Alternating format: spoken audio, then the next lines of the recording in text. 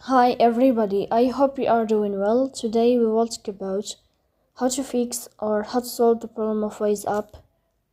You will click on settings. Here we go to apps, default apps, app settings. Then we search about Wise app and you will click. In this page of app info you will click on first stop and you will click OK. Here you will enter to the window of storage. Here you will click on clear cache.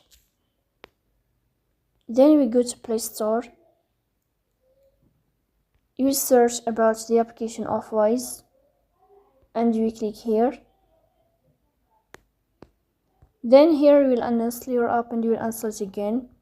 So that's all. Don't forget, support us by like and subscribe. See you next time and thank you for your watching.